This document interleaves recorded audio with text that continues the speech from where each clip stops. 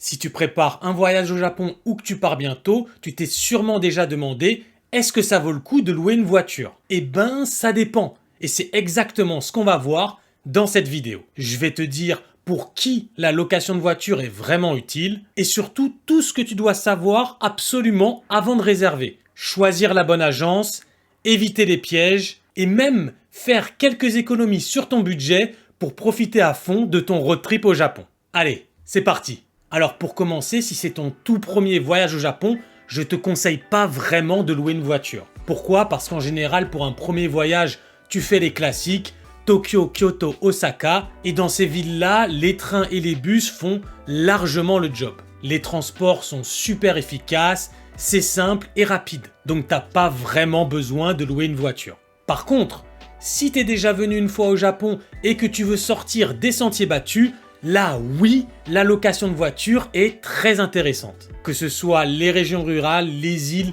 les coins naturels où les transports en commun ne passent que 2 fois par jour, dans ces cas-là, la voiture c'est un énorme avantage de rapidité, de flexibilité et de confort. Ça te donne une vraie liberté. Tu pars quand tu veux, tu t'arrêtes où tu veux pour faire des photos et tu peux même visiter 2 endroits dans la même journée sans avoir peur de rater le dernier bus qui passe à 17h.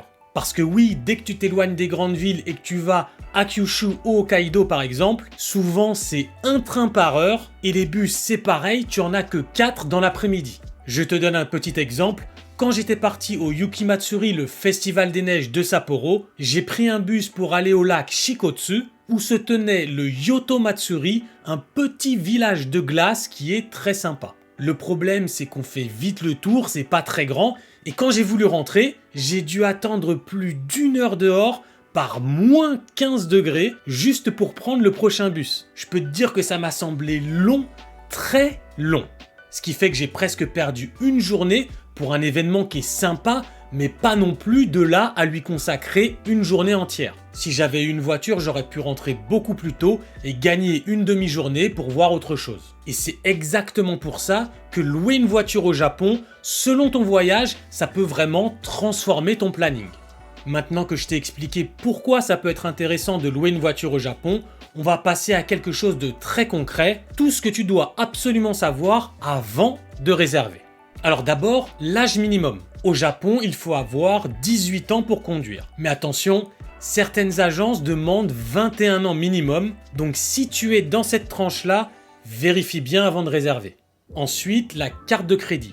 Si jamais tu as une Visa Premier ou une Mastercard Gold, ça peut être super intéressant parce qu'elles incluent déjà des assurances très solides pour les accidents et les dégâts sur le véhicule. Du coup, si c'est le cas, tu n'as pas besoin de prendre l'assurance qui est souvent assez chère proposée par l'agence. Dans ce cas-là, ça peut te faire économiser pas mal d'argent, mais évidemment, pour que ça fonctionne, il faut payer la location avec cette carte. Et surtout, la chose la plus importante, évidemment, le permis de conduire. Contrairement à ce que beaucoup de gens pensent, je compte même plus le fois où on me l'a demandé, le permis international n'est pas valable pour les Français au Japon. Il te faut une traduction officielle en japonais de ton permis français, certifié par la JAF, la Japan Automobile Federation. Et attention, cette traduction se fait uniquement en ligne et uniquement depuis le Japon. Et oui, jusqu'à mars 2025, on pouvait aller physiquement au bureau de la JAF pour faire la traduction, mais depuis le 1er avril 2025, ce n'est plus possible.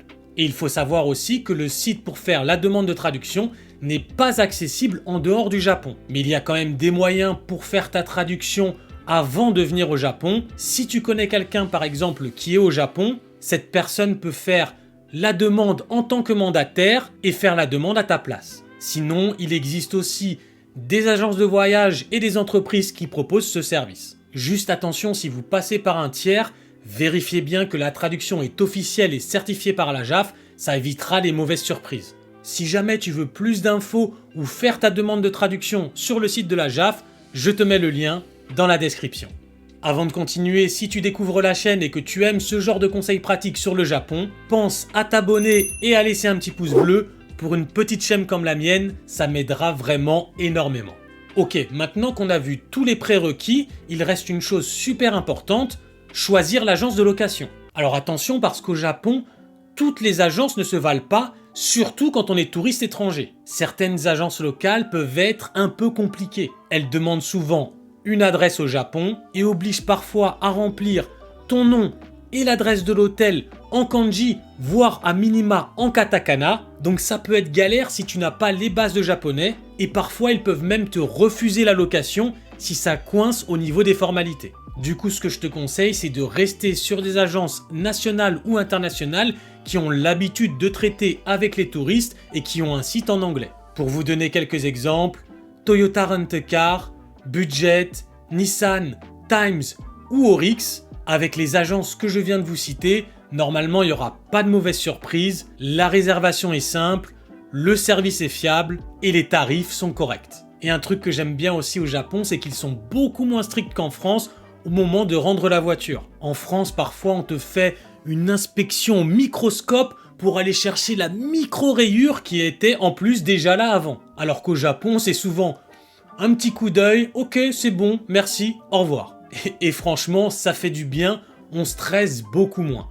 Bon, maintenant tu as ton agence, il reste une grosse question, quelle voiture choisir? C'est important parce que suivant ton voyage et ton itinéraire, prendre la voiture la moins chère n'est pas forcément la meilleure idée. D'abord, parlons puissance. Les petites voitures japonaises, les fameuses Kei-Car ou alors les petites Nissan Cube par exemple, c'est parfait pour la ville ou les routes plates. Mais par contre, si tu comptes grimper en montagne, par exemple vers les volcans, les Alpes japonaises ou même autour de Nagoya, là tu vas vite sentir la différence. Le moteur va peiner, le contour va monter et ta consommation d'essence aussi. Donc si tu sais que tu vas faire du relief, mieux vaut prendre une citadine un peu plus puissante ou une hybride. Parce que sinon, ce que tu économises sur le prix de la location, tu vas vite le perdre en essence.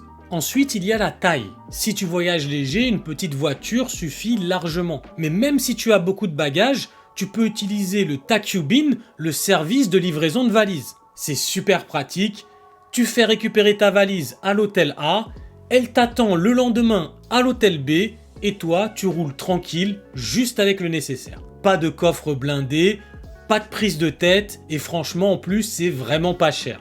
Donc en résumé, si tu restes en ville, une petite voiture suffit et en plus ce sera plus facile pour te garer. Si tu vas en montagne ou sur terrain vallonné, prends plutôt une catégorie intermédiaire ou une hybride. Et si tu as beaucoup de bagages, pense au service de livraison, c'est là pour ça. Ok, donc maintenant tu as choisi ta voiture. Passons concrètement à comment se passe la procédure de location. Première étape, tu réserves sur internet. Et comme pour les hôtels, je te conseille de t'y prendre un peu à l'avance. Pas forcément pour payer moins cher, mais surtout pour avoir le modèle de voiture que tu veux. Surtout dans les périodes chargées comme la Golden Week, l'été ou les vacances du Nouvel An. Le jour de la location, tu te présentes à l'agence avec ton passeport et la traduction de ton permis. L'enregistrement est super rapide, en 10 minutes c'est terminé.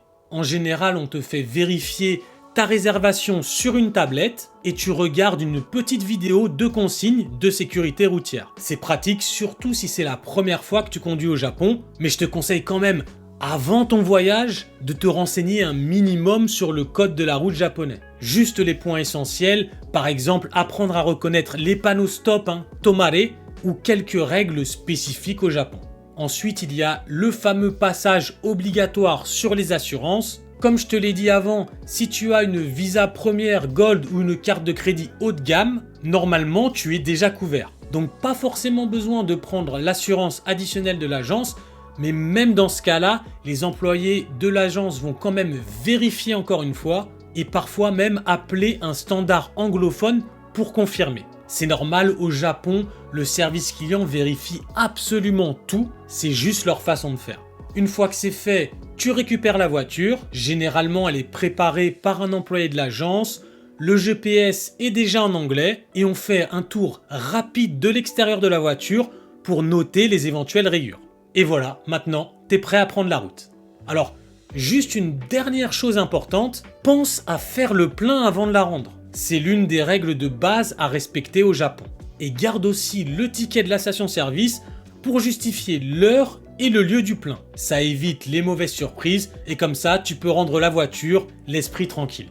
Maintenant que tu sais louer une voiture au Japon, on va parler de la question que tout le monde se pose, combien ça coûte?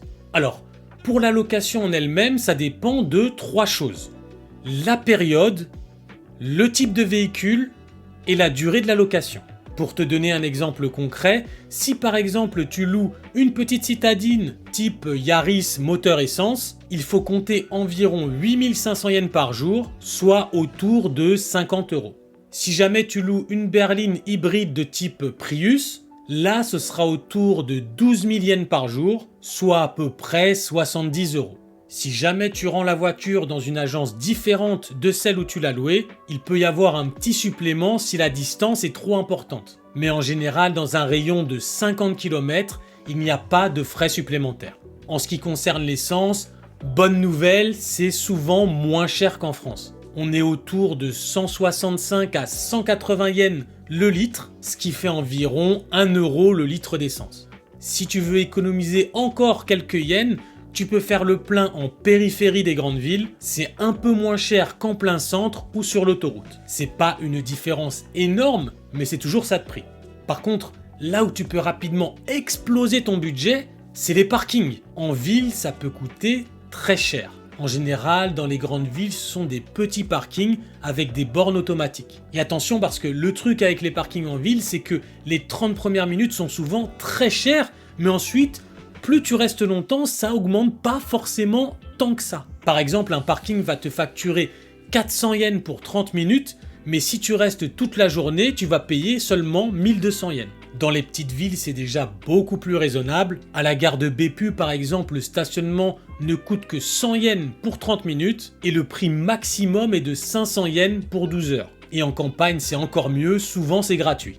Donc si tu planifies bien tes journées, tu peux vraiment réduire ta facture de parking. Parce que si tu fais du parking que dans les grandes villes, je te le dis tout de suite, tu vas quasiment payer autant en essence qu'en parking. Il faut aussi savoir que la plupart des sites touristiques ont des parkings gratuits ou payants à proximité. Tu peux les repérer sur Google Maps ou sur leur site officiel avant de partir. Et dernier point très important en ce qui concerne les parkings, au Japon, on ne se gare jamais devant un combini ou un magasin si on ne l'utilise pas. Ça énerve tout le monde, le staff, les clients, et tu peux même te faire engueuler ou te faire apposer un sticker d'avertissement sur ta voiture. Même si en soi c'est pas strictement illégal, c'est très mal vu, donc évite de faire ça au maximum. Tu sais maintenant tout ce qu'il faut pour louer une voiture au Japon, et si jamais tu prépares un voyage en 2026, attends un peu avant de réserver et prends quelques minutes pour regarder cette vidéo où je t'explique les nouvelles règles en place qui risquent d'impacter ton vol, ton shopping et même ton entrée dans le pays.